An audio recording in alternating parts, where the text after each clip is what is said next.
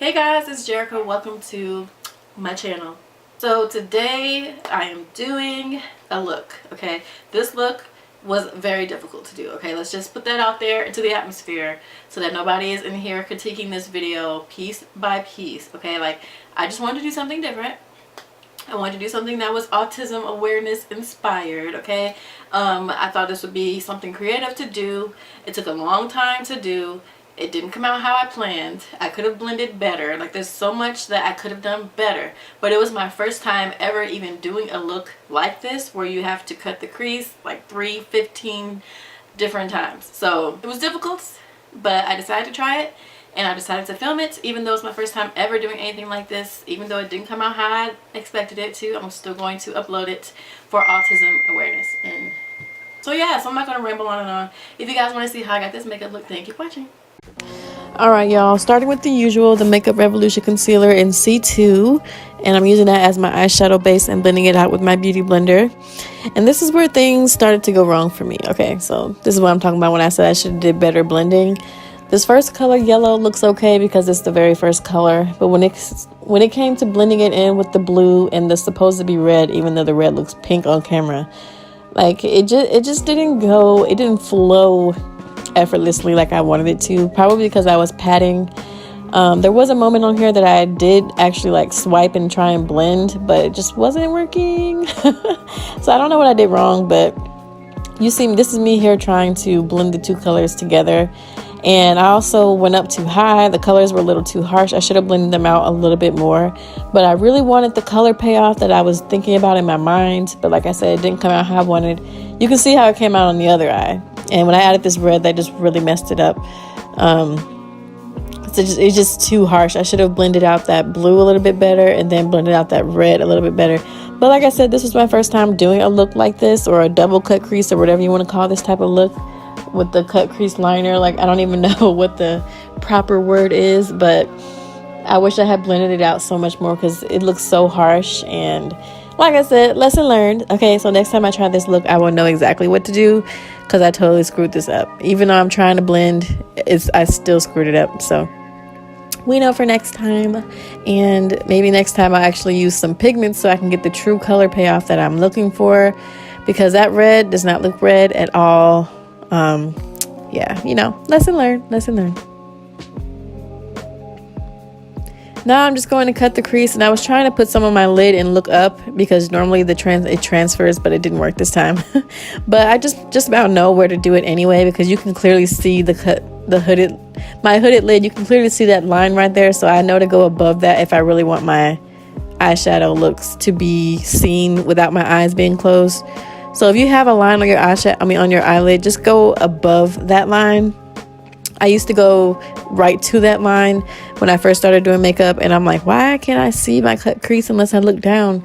Now I know why. So just make sure you put your concealer higher than the line is. That way people will be able to see your eyeshadow looks, which means you might have to bring them up higher to your eyebrow, but it's okay. So I'm just using that concealer and just cutting my crease. You know, nothing really different than what I normally do, but this time I'm actually taking the concealer outwards, and I'm creating like a swoop almost, I guess you could say. And I'm just taking more of that concealer to get the white color so that the colors will pay off better, as you can see. And then I don't think I showed it, but I'm gonna pat that concealer in with the brush first to smooth it out, and then I'm going in with the color blue from the crayon case. These other colors were from my Shiny Cosmetics palette, the 120 colors vivid palette. But this blue is from the crayon case. Even though I could have used the same palette I was using, I was just trying to use something different.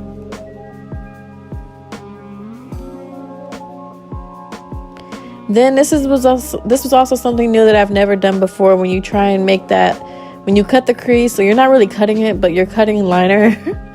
I wish someone would tell me what this is specifically called, because I don't know. But this is what you're doing. You're basically using concealer to get rid of the color on your lid so that you can put a different color on top of that, which I think this is genius, and I'm really going to be using this technique a lot more in my makeup looks. But So I'm just getting more concealer and bringing that across.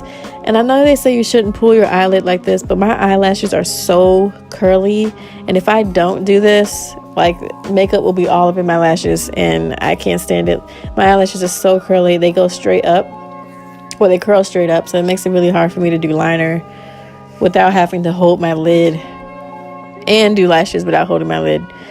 Then I'm going to take the baby wipe and try and cut this, but as you can see, I had kind of wiped away too much, so I had to add more concealer and then redo that again with the makeup wipe.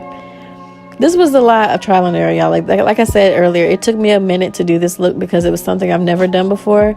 But the only way to get better at something is to do it. Y'all already know, like, when I upload makeup looks, I'm not claiming to be an expert at each look. Some looks come out great and then some looks don't, but I decided to go ahead and upload this anyway. But I'm going to recut it right here, or re-wipe it to get that crisp look. As you can see, that really made a big difference, but it really looked like those are airplane wings, but we're just not going to discuss that at this time. So I'm going to continue to wipe that away and try and get rid of that extra long wing because it was just too dang on high. It still was too dang on high, but I just kept it that way so it could match the other one. So now I'm going back in with the same colors, the yellow, the blue, the red. I'm doing air quotes here because that red does not look red. And then I went in with a darker blue from the Shiny Cosmetics palette, or Shiny Cosmetics palette. A different blue than what the other blues were, even though it kind of looked the same. These lashes I'm wearing are from Amazon, and I really like them. They're Last Goose, I guess. And for this foundation, it's the L'Oreal Freshwear in 510 and 515 because I have to wear both now since I have a tan from going to the Bahamas and Miami.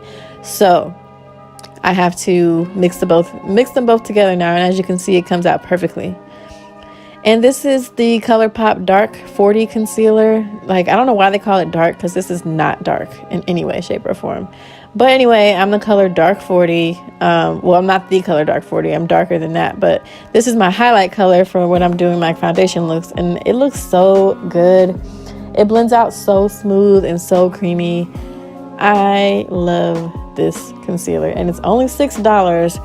So please go to your Ulta and get you one because I love these concealers. These are my new favorite concealers. As long as they're making these, I will be buying these because they're bomb. So then I'm going in with the Makeup Revolution in C16 to contour with. And I'm going to blend it out with my beauty blender this time instead of an actual brush. And I'm bringing it around my forehead and on my chin or jawline or whatever you want to call it. And I'm going to blend it out with my sponge. To set my makeup, I'm using the Beauty Bakery Flour Powder. I've been using this a lot more than I've been using my Sasha Cosmetics Buttercup Powder, which is what I normally use. But I really like how this brightens up under your eyes, which I really love that look. You just gotta be careful with this because you will look like a ghost if you're not careful, but y'all already know that. I also decided to do this sharp contour look with the powder as well, and I really liked how that came out as well. So I'm probably going to be implementing that into my routine a lot more often because it looks really good.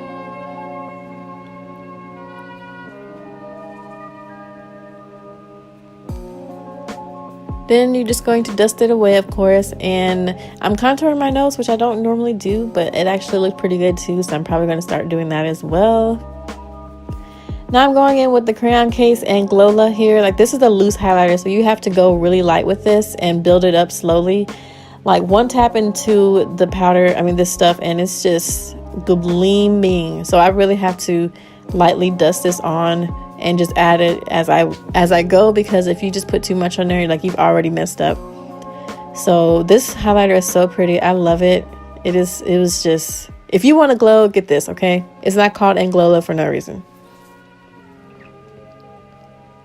And I didn't show me do my lips, but I just did a brown lip liner and some gloss, the Madeline Butter Gloss, and that's pretty much it. So I hope you guys like this look.